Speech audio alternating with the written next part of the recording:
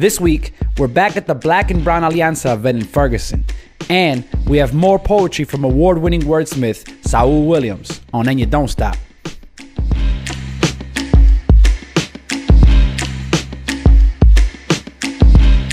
One of the most powerful moments during the Black and Brown Alianza event was community members describing how racism has affected their lives. We don't talk about race very often.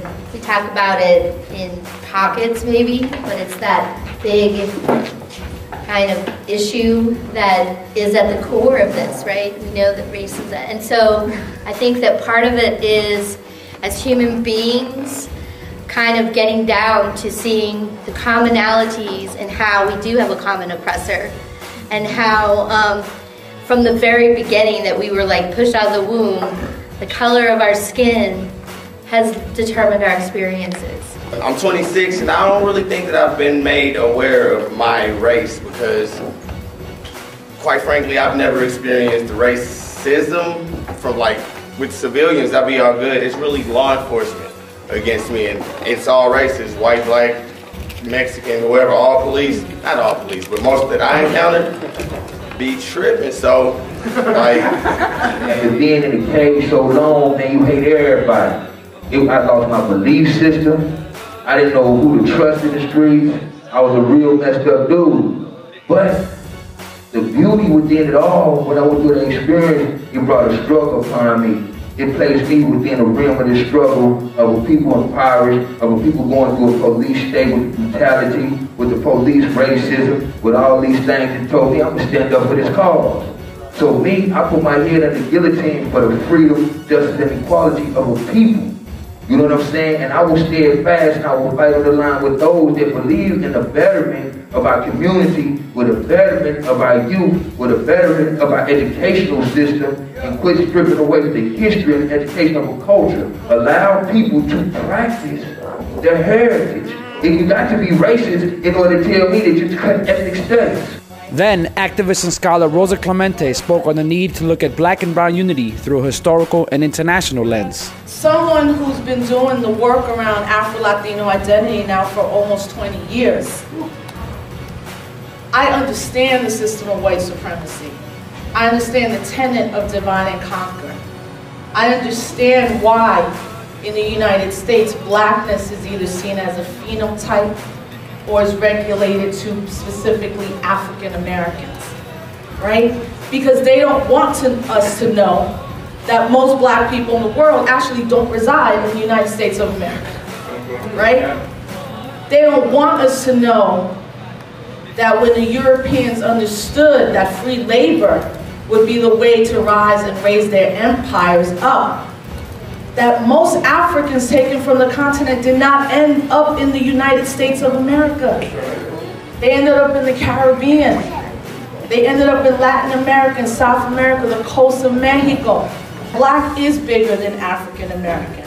That it is bigger, and it is about being a global black people. That we have to always name white supremacy and not even say racism anymore. Racism individualizes this discussion. We're talking about a system.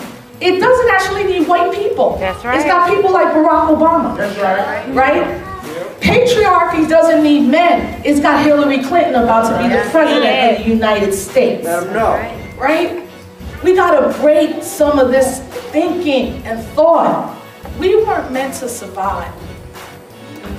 When they came to our homelands, wherever those respective homelands are, and snatched us up, they thought we'd be dead. We weren't meant to survive genocide, colonialism, slavery, imperialism, land grabs, gentrification, patriarchy. We weren't meant to survive neoliberal policies and globalization. All in all, the event left everyone re-energized and ready to continue working on building alliances among suppressed people. And when we get more Black, Brown, and solidarity all around, then we can finally address this beast in a way, because we're not the minority, we are actually the majority, and it's not about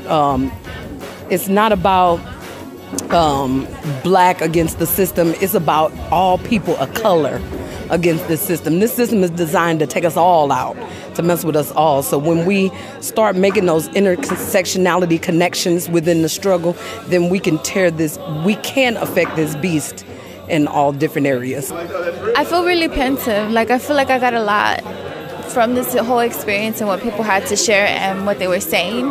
But it kind of like lets me wonder what I can take back home and what can I do, you know what I'm saying, to organize the people and stuff. But it was really good energy. I really liked the whole collectiveness. If I'm a young black youth in Ferguson, why should I be concerned about what's happening at Ayotzinapa?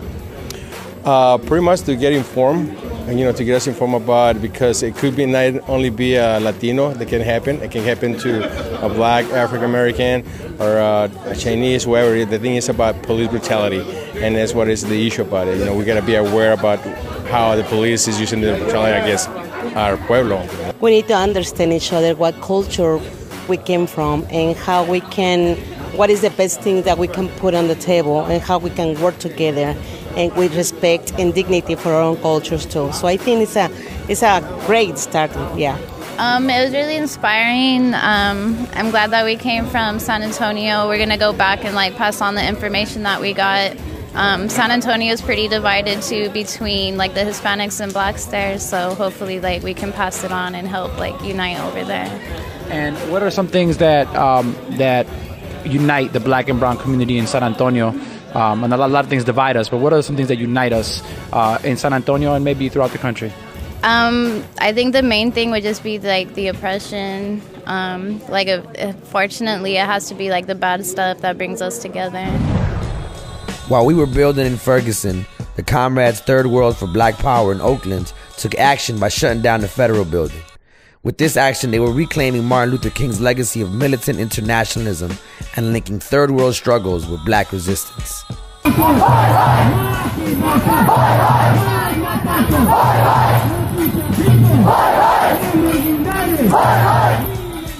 As the government continues to oppress the protesters, people's resistance movements in New York, Ferguson, Oakland, Haiti, Palestine, the Philippines, and across the globe are only intensifying.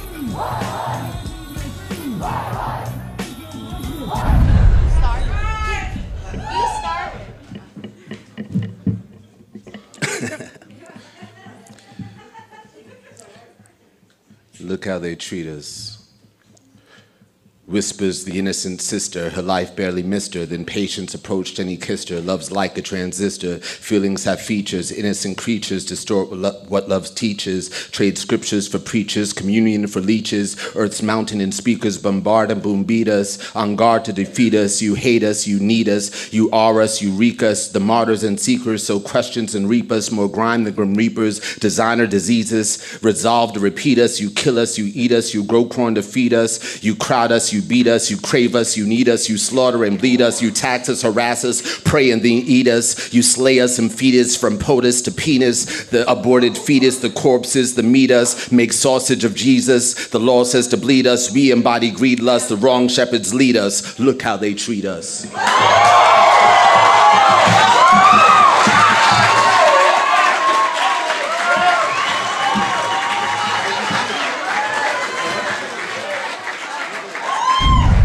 Counterfeit colonel of one man army seeks heiress of wonder bread for deli of dogmas. Farm-raised catfish of fathomless beginnings seeks mermaid of primordial waters for upstream marathon in depthless stream of consciousness. Armless conductor of styrofoam orchestra seeks brass-sectioned robot for radio broadcast of new symphony written in blood. C# for details. Dead organist seeks prenatal plastic surgeon for everybody knows job in purgatorial pursuit of skeletal bones sent down the wrong pipe. Handyman foot doctor with specialty in dog paws seeks Elizabeth Taylor type for long walks in circles and pumice stone skipping in the fountain of youth. Young nigga seeks truth.